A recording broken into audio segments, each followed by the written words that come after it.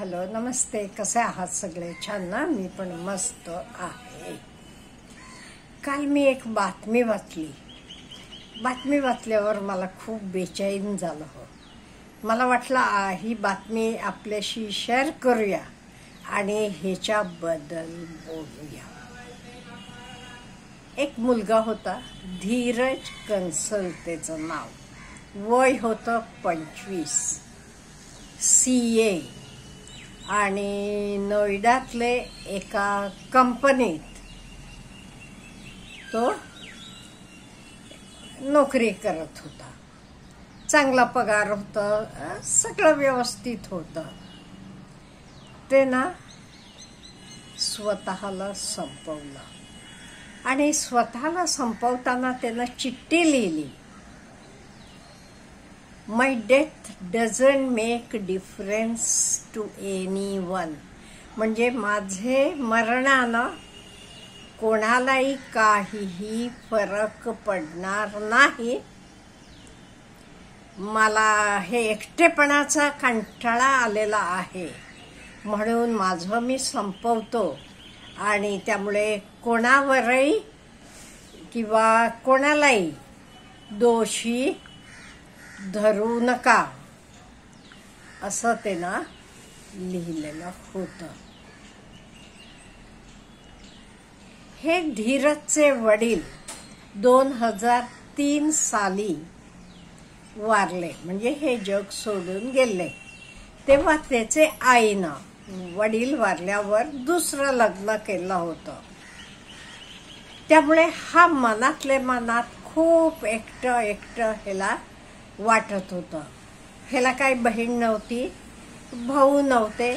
आई आपले नवीन संसारात रमलेली होती, नवीन नवरेबरोबर, आणि त्यामुळे हा आत्मा खूप एकटं वाटत होतं. आता बाहेरून बघितलं की एक सफल व्यक्तिमत्व, CA झालेला आहे, नोकरी आहे छान, बाहेरून बघताना सगळं ओके. पण त्याला आत्मा का असं वाटत होतं? हे काही धीरज एकटेचा प्रश्न आहे का? नाही. अशी बरीच मुलं आहेत, मुलं मुली सगळ्यांचं म्हणते मी. मुलं म्हटलं म्हणजे फक्त मेल असं समजू नका.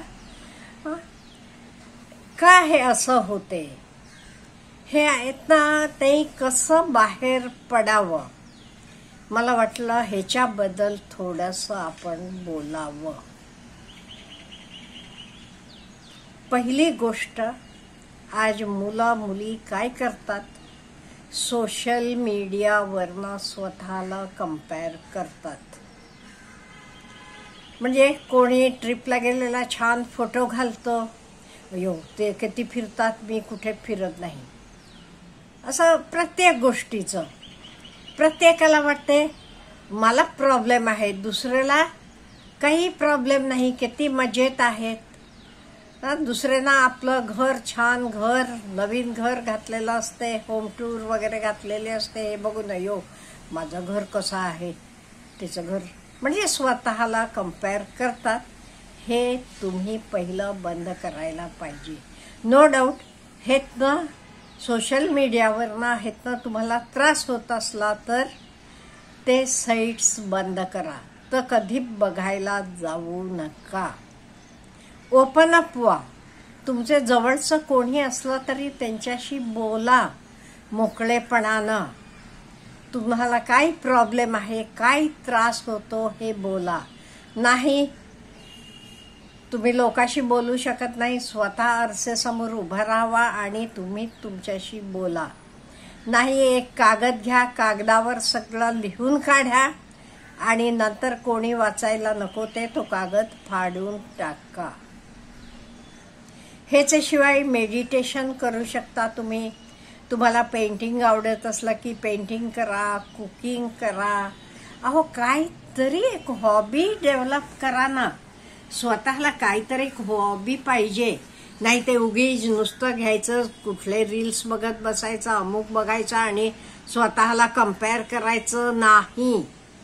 काय काहीतरी स्वतःकडे, ओके तुम्ही नोकरी करत असाल तरी एकटे असलात की तुम्हाला घरी आल्यावर एकटं असतं, मग काहीतरी डेव्हलप करा. पेंटिंग करा, स्टिचिंग करा, कुकिंग करा, म्युझिक हे करा, काहीतरी एक हॉबी डेव्हलप करा. Do something. वॉचिंग टीव्ही किंवा watching mobile it is not a hobby. त्यामुळे स्वतःची हॉबी एक निर्माण करा. नो डाऊट 1-2 तास बघा तुम्ही, बिलकुल बघू नका म्हणत नाहीये मी. जे तुम्हाला आवडते, मोटिवेशन असेल, नवीन काही शिकायचं असेल तर बघत जावा, पण दिवसभर तर बघायचं आणि स्वतःला कंपेअर करायचं. हा त्याचं बघ कसं झालं आणि मी तरी इथेच आहे. नाही, असं करायचं असलं तर बघू नका. त्यामुळे दुसऱ्याशी स्वतःची तुलना करायची सोडा. काहीतरी एक प्रत्येकानं, माझं म्हणणं प्रत्येकानं एक हॉबी डेव्हलप करायला पाहिजे. काही नाही ते नवीन, रोज एक नवीन प्रकार कुकिंग करा ना आल्यावर. अहो मला माहित असलेले कितीतरी लोक असे आहेत, क्लास 1 ऑफिसर्स आहेत, त्यांना घरात कुक आहे तरी ते कुकला स्वयंपाक करायला लावत नाही, स्वतः करतात. का? तेवढा वेळ जातो, स्वतःला आनंद मिळतो त्यातनं. म्हणून असं काहीतरी आपला वेळ चांगल्या गोष्टीनं घालवा. मला असं म्हणायचं नाहीये प्रत्येक गोष्टी तुम्ही पैसे कमवायला पाहिजे, नाही, पैसा पाहिजे आपल्याला, नाही म्हणत नाही, पण पैसा तुमच्याकडे आहे, पण तुमचा वेळ तुम्ही कसा घालवता हे पण महत्वाचं आहे. गार्डनिंग करा. तुम्हाला हे झाडांची आवड आहे, ते फुल झाडं लावा, भाजीची झाडं लावा, काही करा, तेच वेळ घालवा. काहीतरी एक तुम्ही हॉबी ठेवायला पाहिजे. किंवा सोशल वर्क निवडा. कुठे ऑर्फनेजला जायचं, तिथे मदत करायची, किंवा कुठे ओल्ड एज होमला जायचं, तिथे मदत करायची. काहीतरी डेव्हलप करा. हे बघा, मरण म्हणजे सगळ्या आपल्या प्रॉब्लेम संपतात असं नाहीये. ओके, कोणाला ठाऊक तुमचा प्रॉब्लेम संपत असेल, पण तुमची मुलं, बाळं, बायको, नवरा कोण मागे राहिलेले आहेत, आई वडील, ह्यांचा तुम्ही कधीतरी विचार करता का? त्यांचा विचार करा ना. आणि तुम्ही एवढ्याला शिकून असं करायचं तर काय उपयोग? हे आता सीए मुलाचं मी सांगितलं. आता काल परवा पुण्यात पण तसं घडलं. एका मुलानं टेरेसवरनं उडी मारली आणि गेला. त्याच्या आधी एका मुलीनं सॉफ्टवेअर इंजिनियर्स. मग तुमचे शिक्षणाचा काय उपयोग? तुमचं शिक्षण तुम्हाला आनंदी सुखानं जगायला शिकवत नसेल तर काय उपयोग? म्हणून बाळांनो, कधी एकटं वाटलं की एकटं खोलीत बसू नका. बाहेर जावा, मार्केटमध्ये फिरून या, देवळात जावा, बागेत जावा, कुठेही जावा.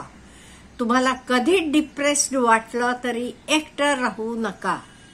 एदर कोणाशी बोला, कोणाला सांगा नाही, बाहेर पडा, फ्रेश व्हा, बाहेर पडा, फिरून या, काही हवं ते खाऊन या.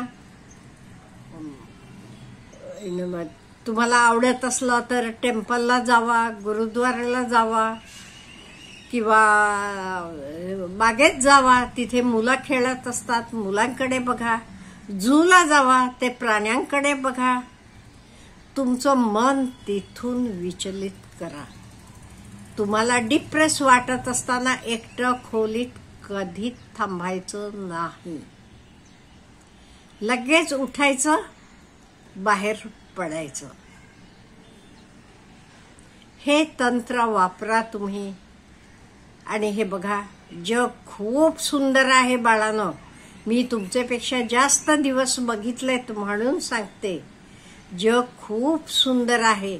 अहो, तुमचं नात्यातलं कोणी नसेल, जोडलेली माणसं किती तुमच्या जवळ असतील, किती प्रेमळ माणसं असतात, आता यूट्यूबवरनं मी सांगते, कुठे मेघालय, कुठे नॉर्थ ईस्ट, अहो तिथली मुलं माझ्यावर एवढं प्रेम करतात, ग्रॅनी ग्रॅनी म्हणतात. म्हणजे आपल्यावर प्रेम करणारी खूप लोक आहेत. हे सगळ्याचा विचार करा. जग खूप सुंदर आहे. जगाकडे बघा आणि पुढे चालायला लागा. Have a good day.